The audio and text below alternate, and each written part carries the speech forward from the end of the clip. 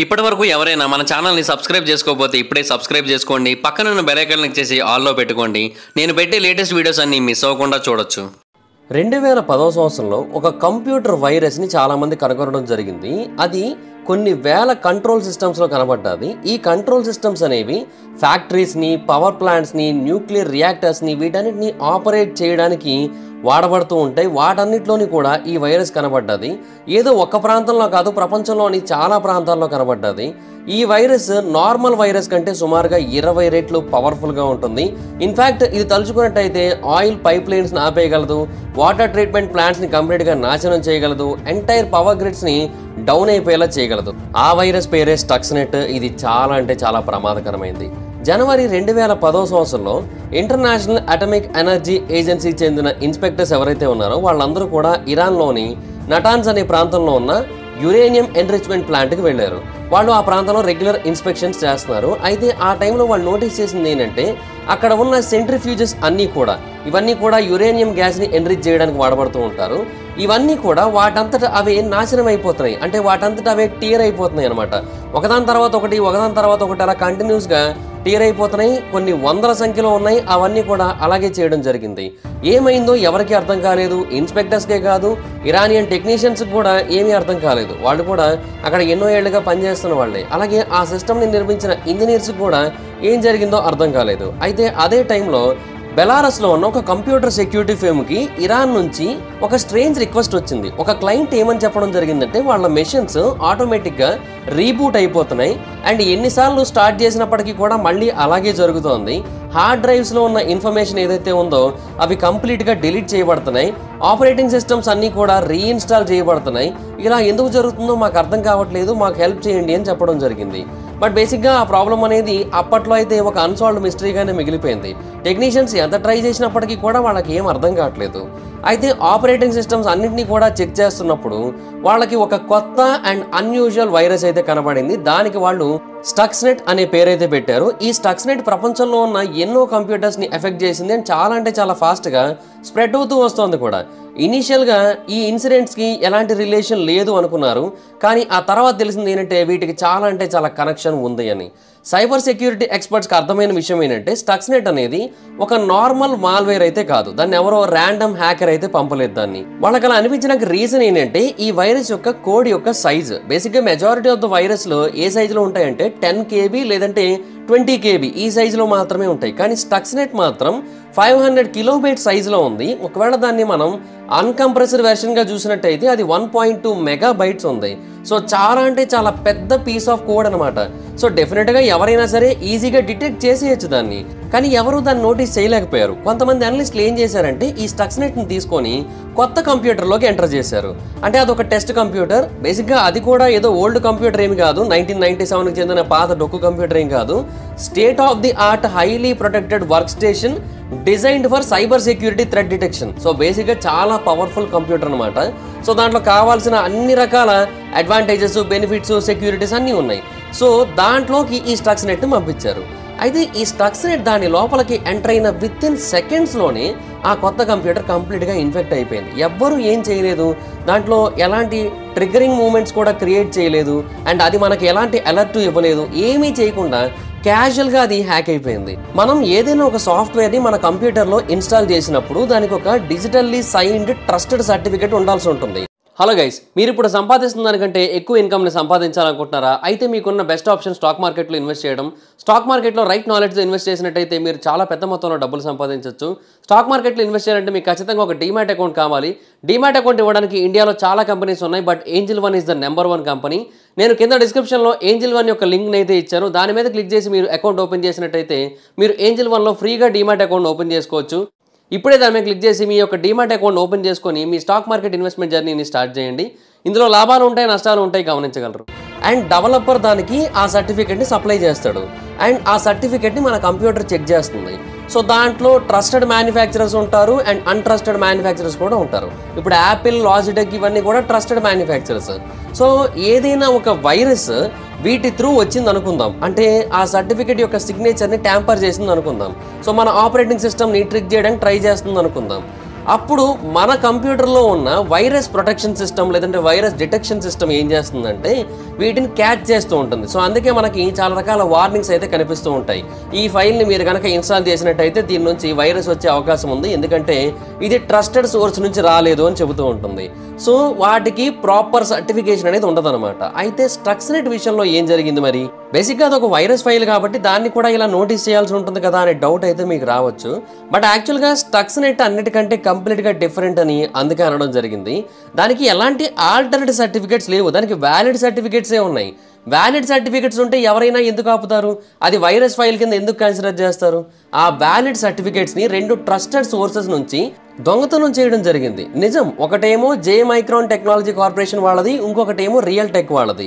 బేసిక్గా ఈ కంపెనీస్ ఏం చేస్తాయంటే హార్డ్ డ్రైవ్స్కి, యూఎస్బీ స్టిక్స్కి అండ్ ఆ తర్వాత సౌండ్ కార్డ్స్కి వీటన్నిటికీ కూడా డ్రైవర్స్ని క్రియేట్ చేస్తూ ఉంటుంది. బేసిక్గా ఈ కంపెనీ వాళ్ళు క్రియేట్ చేసిన డ్రైవర్స్ మనం మన కంప్యూటర్స్లో, ల్యాప్టాప్స్లో చాలా వాడుతూ ఉంటాం. ఇప్పుడు ఎవరైనా ఈ వీడియోని మీ ల్యాప్టాప్ నుంచో కంప్యూటర్ నుంచో చూసినట్టయితే వాటిలో కూడా అవి ఖచ్చితంగా ఉంటాయి. సో అలాంటి వ్యాలిడ్ డిజిటల్ సర్టిఫికేట్స్ని దొంగిలించి ఈ వైరస్ని క్రియేట్ చేయడం జరిగింది. సో ఎవరైతే ఈ వైరస్ని క్రియేట్ చేశారో వాళ్ళు ఈ వైరస్ వేరే వాళ్ళ కంప్యూటర్స్లోకి ఎంటర్ అయినప్పుడు దానికి ఎలాంటి ప్రాబ్లమ్స్ లేకుండా, ఎలాంటి వార్నింగ్స్ రాకుండా అది ఎంటర్ అయిపోవాలి అనుకున్నారు. సో అందుకోసం దానికి వ్యాలిడ్ సర్టిఫికేషన్ అయితే దొంగిలించి అటాచ్ చేయడం జరిగింది. బేసిక్గా ఈ వ్యాలిడ్ డిజిటల్ సర్టిఫికేట్స్ అనేవి చాలా అంటే చాలా పవర్ఫుల్గా సెక్యూర్ చేయబడతాయి. ఇన్ఫ్యాక్ట్ వీటిని దొంగిలించడం అంటే ఎలా అంటే, ఒక పెద్ద బ్యాంక్ ఉండి దానిలో ఇంకో బ్యాంక్ ఉండి దానిలో ఇంకొక వాల్ట్ కనుక ఉన్నట్టయితే ఎలా ఉంటుంది? చాలా అంటే చాలా సేఫ్గా, సెక్యూరిటీగా ఉన్నట్టు కదా. అలాంటి వాల్ట్లోకి వెళ్ళి మరీ దొంగతనం చేసినట్టు అనమాట. ఎందుకంటే బేసిక్గా ఇలాంటి కంపెనీస్ యొక్క డిజిటల్ సర్టిఫికేట్స్ అన్నీ కూడా సైఫై లెవెల్ టెక్నాలజీ సెక్యూరిటీని కలిగి ఉంటాయి అనమాట. అండ్ ఇంకొకటి ఏంటంటే ఇవేవి కూడా డిజిటల్గా ఆన్లైన్లో అందుబాటులో ఉండవు. వీటిని మనం ఫిజికల్గా అంటే డైరెక్ట్గా వెళ్ళి దొంగిలించాల్సి ఉంటుంది. ఎందుకంటే ఈ కంపెనీస్ అన్నీ కూడా వాటిని కొన్ని చోట్ల జాగ్రత్తగా దాస్తూ ఉంటాయి. అండ్ అలా అసలు ఎక్కడా జరిగే అవకాశం లేదు, కానీ ఈ స్టక్స్నెట్ విషయంలో మాత్రం అది జరిగింది. సో అది బేసిక్గా చాలా ప్రాబ్లం అనమాట. ఈ వైరస్ ఎప్పుడైతే ఒక కంప్యూటర్లోకి ఎంటర్ అవుతుందో అది ఇమీడియట్గా ఫ్లాష్ డ్రైవ్స్ కోసం, యూఎస్బీ స్టిక్స్ కోసం, అలాగే వేరే స్టోరేజ్ డివైజెస్ కోసం వెతుకుతూ ఉంటుంది. దానికి రీజన్ ఏంటంటే దానికి ఏవైతే సర్టిఫికేట్స్ ఇవ్వడం జరిగిందో ఆ సర్టిఫికేట్స్ కారణంగా. అండ్ విండోస్ ఏమో హ్యాపీగా దాన్ని అలౌ చేస్తుంది, ఎందుకంటే దాంట్లో ప్రాబ్లం ఏమీ లేదు అని దానికి అనిపిస్తుంది కాబట్టి.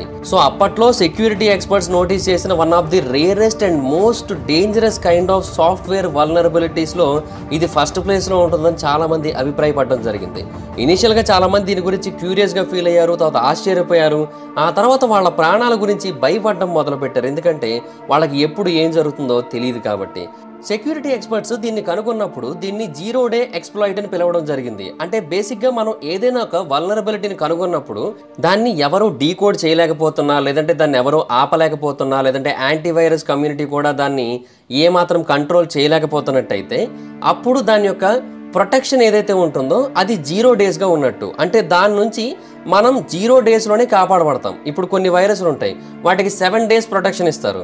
అంటే ఆ వైరస్ నుంచి మనల్ని మనం కాపాడుకోవడానికి మనకు ఒక 7 డేస్ టైం దొరుకుతుంది అనమాట. బట్ కొన్ని వైరస్లకి ఏంటంటే 0 డేస్ ప్రొటెక్షన్ అనేది ఉంటుంది. అంటే ఎవరు కూడా ఆ కంప్యూటర్ని కాపాడలేరు. ఒకవేళ కాపాడడం అనేది జరుగుతుంది అంటే అది ఎప్పుడు దీనికి సంబంధించిన పూర్తి డీటెయిలింగ్ అనేది క్లారిటీ వచ్చి దీన్ని ఎలా కంట్రోల్ చేయాలో తెలిసిన తర్వాత మాత్రమే దాన్ని ఆపగలరు.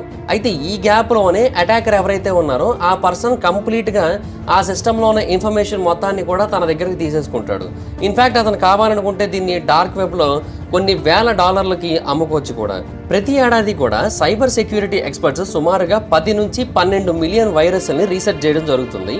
అండ్ వాళ్ళకి కేవలం 10 నుంచి 12 మాత్రమే 0 డే ఎక్స్ప్లాయిట్స్ అనేవి ఎదురవుతూ ఉంటాయి. అంటే 1 మిలియన్ వైరస్ల్లో ఒక్కసారి మాత్రమే ఇలా జరిగే అవకాశం ఉంటుంది. అయితే స్టక్స్నెట్లో 1 కాదు 2 కాదు 4 0 డే ఎక్స్ప్లాయిట్స్ అయితే ఉన్నాయి. సో ఇంతకుముందు ఎప్పుడూ వాళ్ళు వినలేదు, ఇంతకుముందు ఎప్పుడు అలా జరగలేదు. అండ్ ఇన్ఫ్యాక్ట్ దీన్ని కనుగొన్న తర్వాత ఇప్పటికీ కూడా అలా ఎప్పుడూ జరగలేదు. సో వాళ్ళకి అర్థమైన విషయం ఏంటంటే స్టక్స్నెట్ అనేది యాక్చువల్గా పాస్వర్డ్స్ని దొంగిలించడానికో లేదంటే డేటాని దొంగిలించడానికో ట్రై చేయట్లేదు. దాని యొక్క మెయిన్ టార్గెట్ ఏదైతే ఉందో అది కంప్లీట్గా డిఫరెంట్. అది పిఎల్సీలను టార్గెట్ చేస్తుంది. పిఎల్సీ అంటే ప్రోగ్రామబుల్ లాజిక్ కంట్రోలర్. ఈ పిఎల్సీలు అనేవి బేసిక్గా చిన్న చిన్న కంప్యూటర్స్ నుంచి పెద్ద పెద్ద కంప్యూటర్స్ వరకు అన్నిట్లోనే ఉంటాయి. అయితే బేసిక్గా ఫ్యాక్టరీస్, ఇండస్ట్రీస్ వీటన్నిటిలోని కూడా ఈ పిఎల్సీలు రెగ్యులర్గా కనబడుతూ ఉంటాయి. ఇప్పుడు for example assembly lines, water pumps, power plants and nuclear refining, critical infrastructure plants ఏవైతే ఉంటాయో అవన్నీ కూడా ఈ పిఎల్సీల ఆధారంగానే పనిచేస్తూ ఉంటాయి.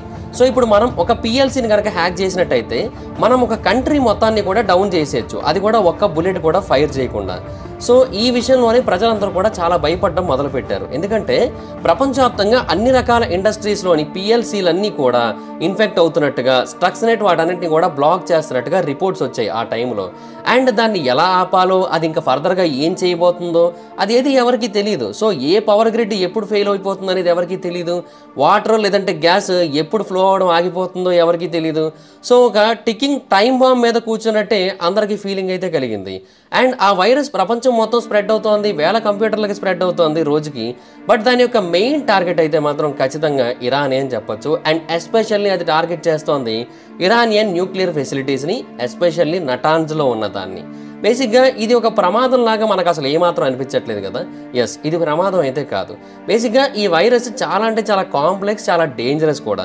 ఇలాంటి దాన్ని తయారు చేయాలంటే కొన్ని మిలియన్స్ ఆఫ్ డాలర్స్ కావాల్సి ఉంటుంది, చాలా టైం కావాలి, best programming talent in the world కావాలి, అండ్ సీక్రెట్ ఎక్స్పర్ట్స్ కావాల్సి ఉంటుంది. సో బేసిక్గా దీని గురించి బాగా ఆలోచించినప్పుడు అందరికీ కూడా ఏమని అనుమానం వచ్చిందంటే, దీన్ని మేబీ ఏదైనా ఒక కంట్రీ ఇంకొక కంట్రీని నాశనం చేయడానికి, లేదంటే యుద్ధంలోకి లాగడానికి, లేదంటే ఇండైరెక్ట్ వార్ చేయడానికి దీన్ని క్రియేట్ చేసి ఉండొచ్చు అనే అనుమానం అయితే కలిగింది. సో ఇదొక స్టేట్ స్పాన్సర్డ్ అటాక్ అనే ఒపీనియన్ వచ్చింది. అండ్ ఇదొక సైబర్ వెపన్ అనే క్లారిటీ చాలా మందికి వచ్చింది. అయితే దీన్ని క్రియేట్ చేయాలంటే ముందుగా చెప్పినట్టుగా ఇమ్మెన్స్ ఫైనాన్షియల్ రిసోర్సెస్ కావాలి, మిలిటరీ ఇంటెలిజెన్స్ కావాలి, ఇన్ఫ్రాస్ట్రక్చర్ కావాలి, అండ్ ఒక స్ట్రాంగ్ మోటివ్ కావాలి, ఒక శత్రు దేశాన్ని అంతం చేసేయాలి అని. సో ఏ కంట్రీ దీన్ని క్రియేట్ చేసి ఉండొచ్చు అనే క్వశ్చన్ అందరికీ వచ్చినప్పుడు అందరి మైండ్లోని వచ్చిన ఒకే ఒక ఆలోచన ఏంటంటే యుఎస్ఏ. ఇంటెలిజెన్స్ ఏజెన్సీ ఏదైతే యుఎస్లో ఉందో వాళ్ళే దీన్ని క్రియేట్ చేసి ఉండొచ్చు అని అయితే చాలామంది క్లియర్గా అభిప్రాయపడడం జరిగింది. ఇన్ఫ్యాక్ట్ చాలామంది ఇప్పటికే అదే నిజం నమ్ముతూ ఉంటారు కూడా. యాక్చువల్గా స్టక్స్నెట్ అనేది చాలా అగ్రెసివ్ బట్ చాలా సైలెంట్గా కూడా ఉంటుంది. ఇప్పుడు స్టక్స్నెట్ కనుక మన కంప్యూటర్లోకి ఎంటర్ అయింది అనుకుందాం, మనం ఏదైనా ఒక యూఎస్బీ డివైస్ని దానికి అటాచ్ చేసాం అనుకుందాం, బూమ్, యూఎస్బీ డివైస్ కంప్లీట్గా ఇన్ఫెక్ట్ అయిపోతుంది. దాంట్లో ఉన్న డేటా అంతా ఎయిదర్ డిలీట్ అయిపోవచ్చు, లేదంటే వాళ్ళు తీసేసుకోవచ్చు. మీరు ఒక ప్రోగ్రామ్ని రన్ చేయాల్సిన అవసరం లేదు, ఒక వెబ్సైట్ని క్లిక్ చేయాల్సిన అవసరం లేదు, ఏం చేయాల్సిన అవసరం లేదు, జస్ట్ ఆ యూఎస్బీని పెడితే చాలు. సో ఇప్పుడు మీరు ఆ యూఎస్బీని తీసుకొని వెళ్ళి వేరే కంప్యూటర్కి పెడితే అది ఒక డిఫరెంట్ నెట్వర్క్లో కనుక ఉన్నట్టయితే ఆ నెట్వర్క్లో ఉన్న ప్రతి కంప్యూటర్ కూడా ఇన్ఫెక్ట్ అయిపోతుంది. సో బేసిక్గా ఇరాన్ విషయంలో కూడా ఇదే జరిగిందనమాట. అక్కడ నటాన్స్లో ఉన్న న్యూక్లియర్ సెంట్రిఫ్యూజ్ ఏవైతే ఉన్నాయో అవన్నీ కూడా ఎయిర్ గ్యాప్డ్, అంటే అవి బయట నెట్వర్క్తో ఎక్కడా కూడా కనెక్ట్ చేయబడవు, అవి కేవలం వాటికి మాత్రమే కనెక్షన్స్ని కలిగి ఉంటాయి. బేసిక్గా ఒక నెట్వర్క్ని సెక్యూర్గా ఉంచడానికి ఇది చాలా మంచివే అని చెప్పొచ్చు. అయితే ఒక క్లీన్ ఎయిర్ గ్యాప్ నెట్వర్క్ని కూడా ఇన్ఫెక్ట్ చేయాలంటే ఏం చేయాలి? యూజర్ ఎర్రర్ని క్రియేట్ చేయాలి. బేసిక్గా వాళ్ళ విషయంలో కూడా అదే జరిగింది. యూజర్ ఎర్రర్ అనేది క్రియేట్ చేసి ఆ తర్వాత అవుట్ సైడ్ నుంచి కాంట్రాక్టర్స్ వచ్చేలా చేశారు. అండ్ వాళ్ళకే తెలియకుండా ఆ ఇరానియన్ న్యూక్లియర్ ఫెసిలిటీలోకి ఈ స్టక్స్నెట్ని అయితే తీసుకొని వచ్చేసారు. ఈ స్టక్స్నెట్ వన్స్ వాటి లోపలికి ఎంటర్ అయిపోయిన తర్వాత ఆ ఎంటైర్ సిస్టమ్ మొత్తాన్ని కూడా దాని యొక్క కంట్రోల్లోకి అయితే తీసుకొని వచ్చేసింది. యురేనియం ఎన్రిచ్మెంట్ ఎక్విప్మెంట్ని ఆపరేట్ చేసే పిఎల్సీలు ఏవైతే ఉన్నాయో వాటన్నిటిని కూడా కంట్రోల్ చేస్తోంది. అండ్ ఈ పిఎల్సీలు బేసిక్గా అక్కడ ఉన్న న్యూక్లియర్ సెంట్రిఫ్యూజెస్ యొక్క రేట్ ఆఫ్ స్పిన్, అంటే అవి తిరిగే స్పీడ్ ఏదైతే ఉంటుందో దాన్ని కంట్రోల్ చేస్తూ ఉంటాయి. ఒకవేళ అది చాలా ఫాస్ట్గా తిరిగినా లేదంటే చాలా స్లోగా తిరిగినా కూడా ఆ సెంట్రిఫ్యూజెస్ వాటంతట అవే విరిగిపోతాయి అన్నమాట. ఈ స్టక్స్నెట్ వన్స్ ఆ సెంట్రిఫ్యూజెస్లోకి ఎంటర్ అయిపోయింది. అయితే వెంటనే అది ఏమీ చేయలేదు, ఎందుకంటే అందరికీ అనుమానం వచ్చేస్తుంది కదా. సో అందుకని కొంత టైం తీసుకుంది. అండ్ మొత్తం ఇన్ఫర్మేషన్ అంతా గ్యాదర్ చేసుకొని ఎక్విప్మెంట్ మీద కంప్లీట్ కంట్రోల్ వచ్చిన తర్వాత 13 రోజుల తర్వాత స్టక్స్నెట్ ఆ సెంట్రిఫ్యూజెస్ యొక్క స్పీడ్ని ప్రతి 15 నిమిషాలకు ఒకసారి మారుస్తూ వచ్చింది. కొన్నిసార్లు ఫాస్ట్గా, కొన్నిసార్లు స్లోగా మార్చడం మొదలుపెట్టింది. బేసిక్గా టెక్నీషియన్స్ ఇలాంటి వాటిని ఈజీగా నోటీస్ చేస్తారు. బట్ స్టక్స్నెట్ ఏం చేసిందంటే ఈ గ్యాప్లో అది ఏదైతే డేటా కలెక్ట్ చేసిందో వాటన్నిటిని ఉపయోగించి అక్కడ మొత్తం అంతా కూడా నార్మల్గా ఉన్నట్టుగా రిపోర్ట్ ఇవ్వడం స్టార్ట్ చేసింది. సో అక్కడ వాళ్ళకి ఏం అనుమానం రాలేదు. సో స్టక్స్నెట్ ఆ స్పిన్ని అలా చేంజ్ చేస్తూ వచ్చేసరికి ఎక్విప్మెంట్ వీక్ అయిపోయింది. అండ్ ఎవెన్చువల్లీ అవన్నీ కూడా కంప్లీట్గా విరిగిపోయాయి. అండ్ స్టక్స్నెట్ అక్కడ ఉన్న పవర్ ఫీడ్స్ని కూడా కంప్లీట్గా డిస్టర్బ్ చేసి అవి ఎక్స్ప్లోడ్ అయిపోయేలా చేసింది. అండ్ వన్స్ ఎక్విప్మెంట్ ఫెయిల్ అయిపోవడం స్టార్ట్ చేసిన తర్వాత ఇంకా వాటిని ఆపడం అనేది కుదరదు. బేసిక్గా మనకి పెద్ద మెషిన్స్ మీద రెడ్ కలర్ బటన్స్ కనబడుతూ ఉంటాయి. వాళ్ళు ఎమర్జెన్సీ వచ్చినట్టయితే వాటిని కొట్టచ్చు. ఈవెన్ వాటిని కూడా డిజేబుల్ చేసేసింది. స్టక్స్నెట్ ప్రతి ఒక్క ఆప్షన్ని కూడా చూస్ చేసుకుంది, ప్రతి ఒక్క ఆప్షన్ని ఉపయోగించుకొని వాటిని నాశనం చేసింది. సో ఈ వైరస్ హైలీ టాలెంటెడ్ ప్రోగ్రామర్ ద్వారా మాత్రమే క్రియేట్ చేయబడలేదు, అండ్ న్యూక్లియర్ ఎన్రిచ్మెంట్ టెక్నాలజీ మీద ఎవరికైతే అవగాహన ఉందో వాళ్ళు ఇచ్చిన ఇన్పుట్స్ ఆధారంగా కూడా ఇది క్రియేట్ చేయబడింది అని అయితే అర్థమైంది. బేసిక్గా రియాక్టర్ ఆపరేషన్స్, సేఫ్టీ ప్రోటోకాల్స్ వీటి గురించి తెలుసుకొని చేయడం అంటే మాత్రం ఇది చాలా ప్రమాదకరమైన వైరస్. సుమారుగా 1000కి పైగా యురేనియం సెంట్రిఫ్యూజ్ అయితే నాశనం చేయబడ్డాయి. సో దీనివల్ల ఇరాన్ యొక్క న్యూక్లియర్ ఎన్రిచ్మెంట్ ప్రోగ్రాము కొన్ని నెలలకు కాదు కొన్ని సంవత్సరాలు వెనక్కి అయితే వెళ్ళిపోయిందని చెప్పొచ్చు. అయితే ఇరాన్ యొక్క న్యూక్లియర్ అంబిషన్స్ అనేవి బేసిక్గా ఇజ్రాయెల్ ప్రైమ్ మినిస్టర్కి అలాగే యుఎస్కి వీళ్ళిద్దరికీ కూడా అసలు ఏమాత్రం నచ్చవు. ఎట్టి పరిస్థితుల్లోని కూడా ఇరాన్ని ఆపాలనేది వాళ్ళ యొక్క క్లియర్ పాయింట్. దీని గురించి బెంజమిన్ చాలాసార్లు ఓపెన్గానే చెప్పడం జరిగింది. యాక్చువల్గా ఎర్లీ 2000స్లో ఇరాన్ తన యొక్క న్యూక్లియర్ ఎనర్జీ అండ్ ఎన్రిచ్మెంట్ ప్రోగ్రామ్ని చాలా స్పీడప్ చేసింది. బేసిక్గా ఇది ఇంటర్నేషనల్ అగ్రిమెంట్స్ యొక్క వైలేషనే, ఎందుకంటే వాళ్ళు చాలా రకాల డీల్స్ చేసుకోవడం జరిగింది, బట్ దాన్ని వైలేట్ చేసి ఇదంతా కూడా చేస్తూ వచ్చారు. సో అందుకే ఇదంతా కూడా సీక్రెట్గా చేస్తూ వచ్చారు. అఫ్కోర్స్ అది కూడా ఒక వైలేషన్, అది వేరే విషయం. అయితే ఇరాన్ ఏమంటదంటే న్యూక్లియర్ ఎనర్జీని క్రియేట్ చేసుకునే హక్కు మాకు ఉంది కదా అని చెబుతూ ఉంటుంది. But US and Israeli intelligence ఏజెన్సీస్కి ఇది ఏమాత్రం నచ్చలేదు, అండ్ వాళ్ళు ఇరాన్ సివిలియన్ న్యూక్లియర్ ప్రోగ్రామ్ని క్రియేట్ చేస్తోందని అనిపించి వాళ్ళ యొక్క వెపన్ డెవలప్మెంట్ని ఆపడం కోసం వాళ్ళ మీద చాలా శాంక్షన్స్ని పెట్టేటట్టు చేయడం జరిగింది. అండ్ చాలా రకాలుగా ఇరాన్ మీద ప్రెషర్ పెట్టడానికి ట్రై చేశారు ఆ న్యూక్లియర్ ప్రోగ్రామ్ని ఆపడానికి, అండ్ వాళ్ళతో డీల్ సెట్ చేసుకోవడానికి ట్రై చేశారు. ఈవెన్ స్టక్స్నెట్ లాంటి దాన్ని కూడా ఉపయోగించారు. బట్ ఇన్ని చేసినా కూడా ఇరాన్ యొక్క న్యూక్లియర్ ప్రోగ్రామ్ ఏదైతే ఉందో అదైతే ఆగలేదు. వాళ్ళు ఏమని చెబుతూ వచ్చారంటే మేము ప్రజలకి ఎనర్జీని ఇవ్వడం కోసం, అంటే పీపుల్కి కావాల్సిన పవర్ ఇవ్వడం కోసం ఈ న్యూక్లియర్ పవర్ని వాడుకుంటున్నాం అని అయితే చెప్పడం జరిగింది. బట్ అందరికీ తెలిసిన విషయమే ఇరాన్లో ఎంత ఆయిల్ ఉంటుందో. సో ఆయిల్ని ఉపయోగించే వాళ్ళు చేసుకోవచ్చు చేయాలనుకుంటే, బట్ వాళ్ళు చేయలేదు అంటే దానికి రీజన్ ఏంటో మనకు అందరికీ అర్థమైపోతుంది. వాళ్ళైతే న్యూక్లియర్ ఎనర్జీని క్రియేట్ చేసుకోవాలనుకున్నారు. అయితే ప్రతిసారి రెండు దేశాలకి మధ్య డిస్కషన్లు రావడం, ఇరాన్ ఈ ఎన్రిచ్మెంట్ ప్రోగ్రామ్ని ఆపేస్తానని చెప్పడం, సో డిప్లొమాటిక్ టాక్స్ ఆగడం, మళ్ళీ కొన్నాళ్ల తర్వాత గ్యాప్ ఇచ్చి వాళ్ళు ఆ ప్రోగ్రామ్ని కంటిన్యూ చేయడం, ఇలాగే ప్రతిసారి జరుగుతూ వచ్చింది.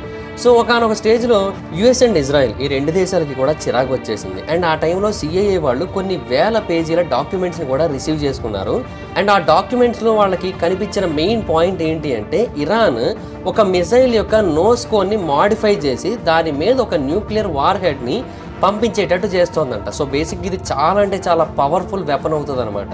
అండ్ ఇంకొక మేజర్ పాయింట్ ఏంటంటే వాళ్ళు వేరే దేశాల నుంచి కొన్ని బ్లూ ప్రింట్స్ని, కొన్ని టెక్నాలజీస్ని తీసుకొని వాటిని ఉపయోగించి కూడా హై పవర్ న్యూక్లియర్ వెపన్స్ని క్రియేట్ చేస్తున్నట్టుగా వాళ్ళు తెలుసుకున్నారు. దీని గురించి బయట పెడితే ఇనీషియల్గా ఇరాన్ అయితే ఒప్పుకోలేదు, బట్ తర్వాత ఒప్పుకున్నారు. ఎస్ మేము ఒక ఫారెన్ సోర్స్ నుంచి ఎక్విప్మెంట్ని ఇంపోర్ట్ చేసుకోవడం జరిగిందని. సో ఈ టైంలో ఇజ్రాయెల్కి అయితే చాలా కోపం వచ్చింది. మిలిటరీ యాక్షన్ గురించి కూడా థ్రెటనింగ్ ఇవ్వడం జరిగింది. అయితే ఇరానియన్ న్యూక్లియర్ ఫెసిలిటీస్ మీద బాంబ్స్ వేస్తే ఒక షార్ట్ టర్మ్ సొల్యూషన్ అయితే దొరుకుతుంది, కానీ దానివల్ల యుద్ధం వచ్చే అవకాశాలు చాలా ఎక్కువగా ఉంటాయి. ఆబ్వియస్లీ వాళ్ళు వీళ్ళ మీద బాంబులు వేశారంటే మరి వీళ్ళు కూడా అదే చేస్తారు కదా. సో అప్పుడు ఇంకొక వార్ క్రియేట్ అయ్యే ఛాన్స్ ఉంది. సో అది మూడో ప్రపంచ యుద్ధానికి దారి తీసే అవకాశం ఉంది. సో అందుకని యుఎస్ యొక్క ఇంటెలిజెన్స్ కమ్యూనిటీ, అంటే అందులో ఎన్ఎస్ఏ కానీ, సిఐఏ కానీ, అండ్ కొత్తగా ఫామ్ చేయబడ్డ యుఎస్ సైబర్ కమాండ్ కానీ వీళ్ళందరూ కూడా ఒక ఆపరేషన్ మీద పనిచేయడం స్టార్ట్ చేశారు. ఆ ఆపరేషన్ పేరు ఆపరేషన్ ఒలింపిక్ గేమ్స్. ఈ ఒలింపిక్ గేమ్స్ అనేది ఒక cyber intrusion, disruption and sabotage campaign. వాటి యొక్క మెయిన్ టార్గెట్ ఏంటంటే ఇరాన్ యొక్క న్యూక్లియర్ వెపనైజింగ్ సిస్టమ్ ఏదైతే ఉంటుందో దాన్ని కంప్లీట్గా నాశనం చేయడం, ఆర్ అట్లీస్ట్ ఆపడం కంప్లీట్గా. అదే వాళ్ళ యొక్క main point of view, main motivation అని అయితే క్లియర్గా చెప్పొచ్చు. అయితే ఒకటి, ఏ కంట్రీ కూడా అఫీషియల్గా ఎస్ మేమే స్టక్స్నెట్ని క్రియేట్ చేశాం అని అయితే చెప్పలేదు, ఒప్పుకోలేదు. బట్ ఎన్ఎస్ఏ అండ్ సిఐఏ యొక్క లీగ్స్ ద్వారా మనకు అర్థమైన విషయం అండ్ బేసిక్ కామన్ సెన్స్ ద్వారా మనకు అర్థమైన విషయం ఏంటంటే దాన్ని క్రియేట్ చేసింది వాళ్ళే. స్టక్స్నెట్ని అయితే మాత్రం ఖచ్చితంగా యునైటెడ్ స్టేట్స్ వాళ్ళే ఇజ్రాయెల్ యొక్క హెల్ప్తో అండ్ యూకే అలాగే వాటి యొక్క ఎల్ఐస్ యొక్క హెల్ప్తో డెవలప్ చేయడం జరిగింది. ఇదైతే మాత్రం స్పష్టంగా తెలుస్తుంది. అయితే ఇక్కడ మనం గమనించాల్సిన ఒక పాయింట్ ఏంటంటే బేసిక్గా చాలా కంట్రీస్ రెగ్యులర్గా వాటి యొక్క శత్రు దేశాలని హ్యాక్ చేయడానికి ట్రై చేస్తూ ఉంటాయి, ఒకరి మీద ఒకరు స్పైయింగ్ చేస్తూ ఉంటారు. అండ్ చాలా కంట్రీస్లోని ఏజెన్సీస్కి కానీ లేదంటే అక్కడ ఉన్న గవర్నమెంట్ పీపుల్కి కానీ వేరే దేశాలకు సంబంధించిన చాలా ఇన్ఫర్మేషన్ తెలుసు. అండ్ ఆ దేశాలేమో వీళ్ళ నుంచి కాపాడుకోవడం కోసం చాలా రకాల యాక్టివిటీస్ అయితే చేస్తూ ఉంటాయి. సో ఇదంతా కూడా intelligence cat and mouse game. So ఇది రెగ్యులర్గా నడుస్తూ ఉంటుంది. అయితే స్టక్స్నెట్ అనేది మొట్టమొదటిసారిగా ఒక state developed and nation developed proactive offensive weaponiser code. So బేసిక్గా ఇది ఫిజికల్ డ్యామేజ్ని క్రియేట్ చేస్తుంది వేరే కంట్రీకి. ఒక న్యూక్లియర్ రియాక్టర్ లోపల నుంచి నాశనం అయిపోయింది అనుకుందాం, దాని చుట్టుపక్కల ప్రాంతాల పరిస్థితి ఏంటి? సో రియల్ డ్యామేజ్ క్రియేట్ అవుతుంది కదా. సో స్టక్స్నెట్ ఒక పవర్ గ్రిడ్నో లేదంటే ఒక వాటర్ సప్లైనో కంప్లీట్గా అటాక్ చేసినట్టయితే కొన్ని వేల మంది ప్రజలు నీళ్లు లేక చనిపోతారు, కొన్ని వేల మంది ప్రజలు పవర్ లేక చాలా ఇబ్బందులు పడాల్సి ఉంటుంది. సో ఇరాన్ ఏమనుకుందంటే ఇదేదో నార్మల్ ఎస్పియోనేజ్ యాక్ట్ అయితే కాదు, ఖచ్చితంగా వాళ్ళ మీదకి ప్రకటించిన ఇండైరెక్ట్ వార్ అనేది అర్థం చేసుకుంది. యుఎస్ అండ్ వాళ్ళ యొక్క ఎల్ఐసి ఇవన్నీ కూడా చేశారనైతే వాళ్ళు అర్థం చేసుకోవడం జరిగింది. సో అందుకే వాళ్ళు ఏం చేశారంటే రిటర్న్ ఫైట్ బ్యాక్ చేయడం జరిగింది. ఇరాన్ ఏం చేసింది, ఇమీడియట్గా ఒక సైబర్ సెక్యూరిటీ టీమ్ని క్రియేట్ చేసింది. అతిపెద్ద హ్యాకర్ గ్రూప్కి స్పాన్సర్ చేయడం జరిగింది. వాళ్ళు ఇమీడియట్గా ఏం చేశారంటే వరల్డ్స్ బిగ్గెస్ట్ ఆయిల్ కంపెనీ అయిన సౌదీ ఆరామ్కో మీద అటాక్ చేయడం జరిగింది. ఆ కంపెనీ యొక్క కంప్యూటర్స్ అన్నింటినీ నాశనం చేశారు. సుమారుగా 30,000 మెషిన్స్ ఆ టైంలో పనిచేయకుండా పోయాయి. వాటి యొక్క హార్డ్ డ్రైవ్స్ అన్నీ కూడా కంప్లీట్గా ఎంటీ అయిపోయాయి, ఫోన్ లైన్స్ డౌన్ అయిపోయాయి, ఈమెయిల్ పనిచేయడం మానేసింది. సో అదొక నైట్ మేర్ ఆ టైంలో వాళ్ళకి. అండ్ ఆ తర్వాత అమెరికా యొక్క ఫైనాన్షియల్ ఇన్ఫ్రాస్ట్రక్చర్ మీద పడి అక్కడ కూడా అటాక్ చేయడం జరిగింది. వెల్స్ ఫార్గో మీద, బ్యాంక్ ఆఫ్ అమెరికా మీద, పిఎన్సి మీద, వీటన్నిటి మీద కూడా అటాక్ చేసి ఆ కంపెనీస్ అన్నిటిని కూడా ఆపేయడం జరిగింది. ఆ తర్వాత ఇంకా చాలా రకాల అటాక్స్ అయితే చేసింది. అఫ్ కోర్స్ ఇరాన్ అఫీషియల్గా క్రెడిట్ అయితే తీసుకోకపోయినప్పటికీ ఇక్కడ మనకి ఈ విషయం కూడా క్లియర్గానే అర్థమైపోతుంది. But message is clear. ఒకవేళ యుఎస్ వాళ్ళు కనుక వీళ్ళ మీద అటాక్ చేసినట్టయితే వీళ్ళు కూడా రిటర్న్ అటాక్ చేస్తారు. యాక్చువల్గా స్టక్స్నెట్ కంటే ముందు కూడా ఈ కైండ్ ఆఫ్ అటాక్స్ అయితే జరిగాయి. చాలా వైరస్లు పవర్ జనరేటర్స్ని నాశనం చేయడం జరిగింది, అండ్ రా సూవేజ్ని సిటీస్లోకి డంప్ చేయడం జరిగింది, రైల్వేస్ని డిస్టర్బ్ చేశాయి. ఈవెన్ 1990s అయితే మసాచుసెట్స్లో ఉన్న ఒక ఎయిర్పోర్ట్ మీద కూడా అటాక్ చేయడం జరిగింది. అండ్ ఒక రోజంతా కూడా ఫ్లైట్స్ ఆ టైంలో నేల మీద ఉండిపోయాయి, గాల్లోకి ఎగరలేదు. బట్ ఈ అటాక్స్ అన్నీ చేసింది ఒక సింగిల్ హ్యాకర్ గ్రూపో లేదంటే ఎవరో ఒక సింగిల్ హ్యాకరు. వీళ్ళంతా కూడా ఆ కంపెనీ మీద ఏదైనా కోపం ఉండో లేదంటే వాళ్ళకి ఏదో ఇంట్రెస్ట్ ఉండో సరదా కొద్దో ఏదో ఒకటి చేయడం జరిగింది. బట్ ఒక ఎంటైర్ కంట్రీ వేరే కంట్రీ మీద సైబర్ అటాక్స్ చేయించడం అనేది ఇదే మొదటిసారి. సో ఇది కనుక ఇలా కంటిన్యూ అవుతూ వచ్చినట్టయితే ప్రపంచం అనేది చాలా రకాల ప్రాబ్లమ్స్ని ఫేస్ చేసే అవకాశం అయితే ఉంది. అయితే స్టక్స్నెట్ 2010లో కదా వచ్చింది, ఇప్పుడు మనం దాని నుంచి సేఫ్ అయినా అంటే లేదనే చెప్పాలి. ఎన్నో ఏళ్ల పాటు ఈ స్టక్స్నెట్ ఆధారిత సైబర్ అటాక్స్ అనేవి అలా కంటిన్యూ అవుతూ వచ్చాయి. అంటే బేసిక్గా ఇంటర్నెట్ అనేది ఒక గ్రేట్ ఈక్వలైజర్. ఇంటర్నెట్లో ఉన్న ఇన్ఫర్మేషన్ అందరికీ కూడా చాలా ఈజీగా అవైలబుల్గా ఉంటుంది, అండ్ ఎవరైనా దాన్ని వాడుకోవచ్చు కూడా. ఈవెన్ ఇంటర్నెట్ అనేది ఎంత పవర్ఫుల్ అయిపోయిందంటే మనం దాన్ని ఉపయోగించి అంటే డార్క్ వెబ్లో మనం ఒక బాంబునో లేదంటే ఒక యుద్ధ ట్యాంకునో కొనుక్కోవచ్చు కూడా, మనం చాలా ఈజీగా కొనుక్కోవచ్చు. సో చాలా వాటికి సంబంధించిన ఇన్ఫర్మేషన్ ఎలాగైతే ఆన్లైన్లో దొరుకుతుందో సేమ్ అలాగే ఈ స్టక్స్నెట్కి సంబంధించిన కోడ్ ఏదైతే ఉందో అది కూడా ఆన్లైన్లో దొరకడం జరిగింది. అంటే బేసిక్గా యుఎస్ వాళ్ళు దీన్ని క్రియేట్ చేయడం మాత్రమే కాదు, దీని యొక్క కోడ్ని ఓపెన్ సోర్స్ లాగా బయటకు కూడా వదిలేశారు. అదేమైనా ఆండ్రాయిడ్ అనుకుంటున్నారా ఏంటి ఓపెన్ సోర్స్ లాగా అందరికీ వదిలేయడానికి? కానీ వాళ్ళు వదిలేయడం జరిగింది. సో ఇంటర్నెట్లో దీని యొక్క కోడ్ అనేది ఓపెన్గా కనబడుతూ ఉంటే దానికి కొన్ని చేంజెస్ చేసి కొన్ని మోడిఫికేషన్స్ చేసి కొత్త వెపన్స్ని క్రియేట్ చేయొచ్చు కదా. ఇప్పుడు స్టక్స్నెట్ని అయితే ఆపగలిగారు, కానీ మోడిఫికేషన్స్ చేయబడి కొత్తగా వచ్చిన వైరస్ని ఎలా ఆపుతారు? ఇన్ఫ్యాక్ట్ చాలామందికి ఆ కోడ్ అంత పవర్ఫుల్ అని కూడా తెలియదు, వాళ్ళకి ఇంటర్నెట్లో దొరుకుతూ ఉంది. సో దానికి కొన్ని మోడిఫికేషన్స్ చేసి వాళ్ళు ఒక వైరస్గా దాన్ని బయటకు వదులుతున్నారు, అండ్ అదేమో చాలా ప్రమాదకరమైనదిగా మారిపోతుంది. ఆల్రెడీ ఈ స్టక్స్నెట్ని ఇన్స్పైర్ అయ్యి కొన్ని వైరస్లు క్రియేట్ చేయబడ్డాయి. ఫర్ ఎగ్జాంపుల్ డూక్యూ 2.0 అనే ఒక వైరస్ 2011వ సంవత్సరంలో చాలా ఇండస్ట్రియల్ ఫెసిలిటీస్ మీద అటాక్ చేయడం జరిగింది. 2012లో ఫ్లేమ్ అనే ఒక virus Iran, Egypt, Saudi Arabia, Sudan, Syria ఈ ప్రాంతాల మీద అటాక్ చేయడం జరిగింది. అండ్ ఫ్లేమ్ అనేది బేసిక్గా ఆడియోస్ని రికార్డ్ చేయగలదు, స్కైప్ కాల్స్ని రికార్డ్ చేయగలదు, స్క్రీన్ షాట్స్ తీయగలదు కూడా. సో ఇది బేసిక్గా ఇంకా పవర్ఫుల్ అని చెప్పొచ్చు. అండ్ ఆ తర్వాత బ్లాక్ హ్యాట్ అనేది కూడా ఒకటి వచ్చింది, అది కూడా చాలా పవర్ఫుల్గానే ఉంది. ఇవి చాలా చోట్ల పవర్ ఫెసిలిటీస్ని అటాక్ చేయడం జరిగింది. సో ఇలా ఒకటి కాదు రెండు కాదు ఎన్నో రకాల వైరస్లు అయితే క్రియేట్ చేయబడ్డాయి. స్టక్స్నెట్ అనేది వీటన్నిటికీ కూడా ఒక మూల కారణం అయిపోయింది. సో యునైటెడ్ స్టేట్స్ ఇప్పటివరకు డెవలప్ చేసిన బెస్ట్ సైబర్ వెపన్ ఈ స్టక్స్నెట్ అని చెప్పొచ్చు. అండ్ దాన్నేమో ఓపెన్గా అందరికి ఇచ్చేయడం వల్ల అందరూ ఇంకా చాలా ఈజీగా క్రియేట్ చేయడం జరుగుతుందన్నమాట. అండ్ బేసిక్గా ఇరాన్లోని నటాన్స్లో ఉన్న న్యూక్లియర్ ఫెసిలిటీ ఏదైతే ఉందో అది చాలా అంటే చాలా కొత్తది. దాంట్లో ఉన్న గ్యాప్ నెట్వర్క్ చాలా పవర్ఫుల్ అండ్ సెక్యూరిటీ ప్రొఫెషనల్స్ ఉన్నారు, 24 గంటలు పనిచేస్తూ ఉంటారు. దాన్నే చాలా ఈజీగా డౌన్ చేయగలిగిందంటే ఇండస్ట్రియల్ కంట్రోల్ సిస్టమ్స్ కొన్ని ఉంటాయి, అవి అంత సొఫిస్టికేటెడ్ కాదు, అంటే వాటికి అంత ప్రాపర్ సెక్యూరిటీ ఉండదు అనమాట. కొన్ని అయితే బయట ఇంటర్నెట్ కనెక్ట్ అవుతూ ఉంటాయి అండ్ కొన్నిటికి డిఫాల్ట్ పాస్వర్డ్స్ ఉండవు. కొన్ని ఏమో కంట్రీ యొక్క ఇన్ఫ్రాస్ట్రక్చర్కి చాలా క్రూషియల్, బట్ అవేమో 30-40 సంవత్సరాల క్రితం నాటి సాఫ్ట్వేర్లతో వాడబడుతూ ఉంటాయి. ఇరాన్లోనే కాదు, యుఎస్లో అయినా యూకేలో అయినా కూడా ఇలాగే జరుగుతూ ఉంటుంది. కొన్ని చాలా వీక్ ఉంటాయి, అవన్నీ కూడా ఈ సైబర్ అటాక్స్ వల్ల చాలా ఈజీగా ఎఫెక్ట్ అయిపోతాయి. సో ఈ సైబర్ అటాక్స్ని మనం ఏ కంట్రీ అయినా సరే కంటిన్యూ చేసే అవకాశం ఉంది కాబట్టి, ఏ కంట్రీ అయినా సరే వాటి యొక్క నేషనల్ డిఫెన్స్కి అది ప్రాబ్లం అయ్యే అవకాశం ఉంది కాబట్టి, ఒక కంట్రీ వాళ్ళ మీద అటాక్ చేసినట్టయితే వాళ్ళు తిరిగి ఇంకొక అటాక్ అయితే చేయడం జరుగుతుంది. ఇన్ఫ్యాక్ట్ ఇరాన్ మనకు ఆల్రెడీ అది చేసి చూపించింది కూడా.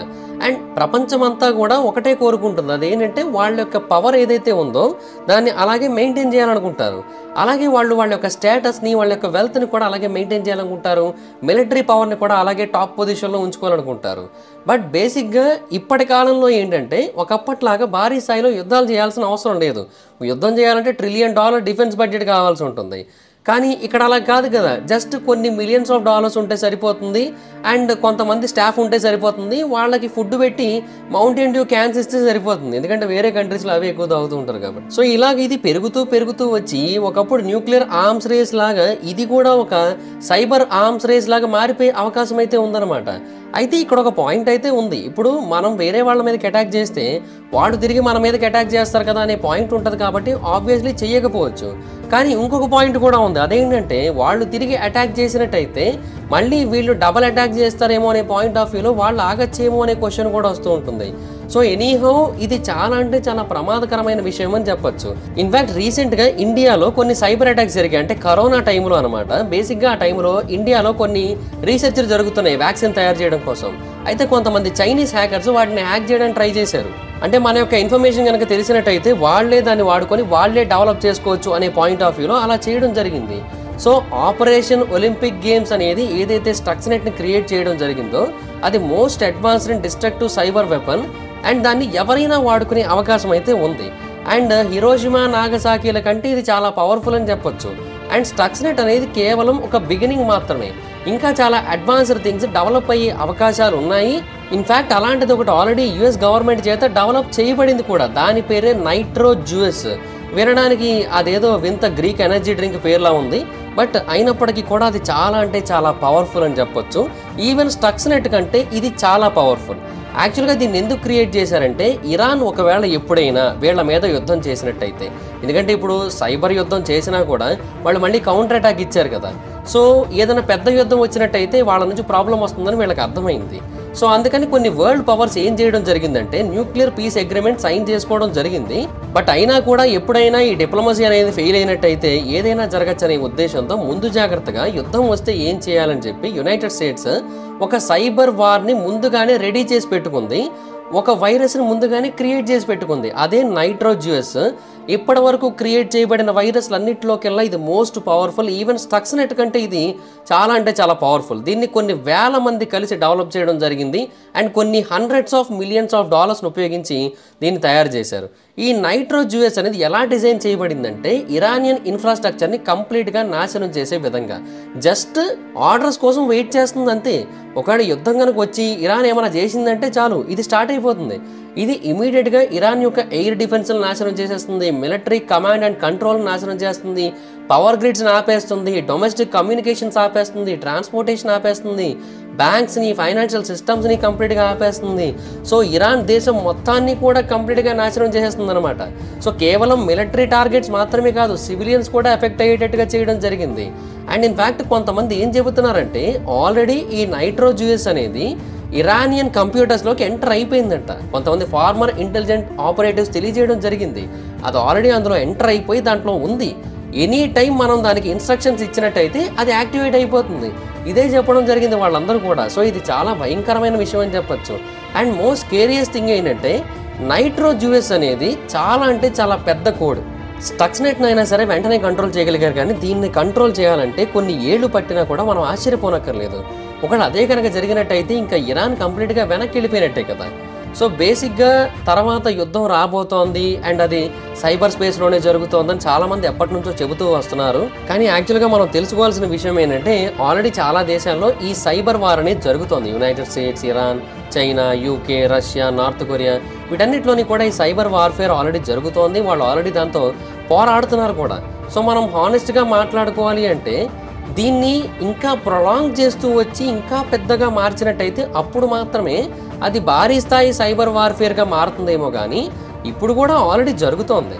కాకపోతే పాయింట్ ఏంటంటే సిటిజన్స్ దీన్ని ఎలా హ్యాండిల్ చేస్తారు. ఇప్పుడు సిటిజన్స్ ఈ సైబర్ అటాక్స్ కారణంగా ప్రాబ్లమ్స్ని ఫేస్ చేసినట్టయితే వాళ్ళకి ఏం అర్థం కాదు కూడా అసలు ఏం జరుగుతుందో. సో ఏమీ తెలియకుండా వాళ్ళు ఏం చేయగలుగుతారు. అండ్ ఇలాంటి కైండ్ ఆఫ్ ఒక యుద్ధం జరిగినట్టయితే అప్పుడు నష్టపోయిన దేశాన్ని అందరూ సపోర్ట్ చేస్తారా, లేదంటే ఆ చేసిన దేశం వాళ్ళకి మిత్ర దేశం అయినట్టయితే దానికి సపోర్ట్ చేస్తారా? ఇది చాలా అంటే చాలా పెద్ద క్వశ్చన్ అని చెప్పొచ్చు. సో బేసిక్గా గ్లోబల్ కమ్యూనిటీ దీని గురించి ఎప్పటి నుంచో ఆలోచిస్తున్నారు. సైబర్ వెపన్స్ని నాశనం చేయడానికి కావాల్సిన జాగ్రత్తలు కూడా తీసుకుంటూ వస్తున్నారు. ఈవెన్ ఇరాన్ కూడా ఆ నైట్రోజ్యూస్ లాంటిది ఏదైనా వచ్చినట్టయితే దాన్ని ఎలా తిప్పికొట్టాలి అనే ఆలోచనలో చాలా రకాల డెవలప్మెంట్స్ అయితే చేస్తూ వస్తుంది. సో గవర్నమెంట్స్ అయితే ఆయా దేశాలని ఆయా దేశ ప్రజల్ని జాగ్రత్తగా చూసుకోవడానికి ప్రయారిటీస్ అయితే ఇస్తున్నాయి. కానీ ఎప్పుడు ఏమైనా జరగచ్చు కదా, వాడలు బళ్ళు అవ్వచ్చు, బళ్ళు వాడలు అవ్వచ్చు. సో ఏదైనా జరగచ్చు.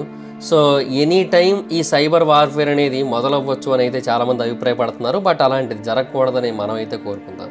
సో దాట్స్ ఇట్ గైస్, ఇది వీడియోలోని ఇన్ఫర్మేషన్ కనుక మీకు నచ్చినట్టయితే లైక్ చేయండి, వీడియో షేర్ చేయండి. ఎప్పుడో కారణం మన ఛానల్ సబ్స్క్రైబ్ చేసుకోకపోతే ఇప్పుడే సబ్స్క్రైబ్ చేసుకోండి. పక్కన బెల్ ఐకాన్ ఆల్లో పెట్టుకోండి. నా ఫర్దర్ వీడియోస్ మిస్ అవ్వకుండా చూడొచ్చు. చాలా మంది చూస్తున్నారు కానీ సబ్స్క్రైబ్ చేసుకోవట్లేదు. So please try to subscribe, click the bell icon also. నా ఇన్స్టాగ్రామ్ ఐడి జబర్దస్త్ మైదర్, మాకు కూడా వచ్చినట్టు ఫాలో అవ్వచ్చు. Thank you so much guys. Bye, మనం మీటర్ next video. Bye bye. Hello guys, మీరు ఇప్పుడు సంపాదిస్తున్న దానికంటే ఎక్కువ ఇన్కమ్ని సంపాదించాలనుకుంటున్నారా? అయితే మీకున్న బెస్ట్ ఆప్షన్ స్టాక్ మార్కెట్లో ఇన్వెస్ట్ చేయడం.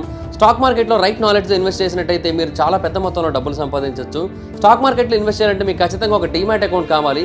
డీమ్యాట్ అకౌంట్ ఇవ్వడానికి ఇండియాలో చాలా కంపెనీస్ ఉన్నాయి, but angel one is the number 1 company. నేను కింద డిస్క్రిప్షన్లో ఏంజిల్ వన్ యొక్క లింక్ని అయితే ఇచ్చాను. దాని మీద క్లిక్ చేసి మీరు అకౌంట్ ఓపెన్ చేసినట్టయితే మీరు ఏంజిల్ వన్లో ఫ్రీగా డీమ్యాట్ అకౌంట్ ఓపెన్ చేసుకోవచ్చు. ఇప్పుడే దాని మీద క్లిక్ చేసి మీ యొక్క డీమ్యాట్ అకౌంట్ ఓపెన్ చేసుకొని మీ స్టాక్ మార్కెట్ ఇన్వెస్ట్మెంట్ జర్నీని స్టార్ట్ చేయండి. ఇందులో లాభాలు ఉంటాయి, నష్టాలు ఉంటాయి, గమనించగలరు.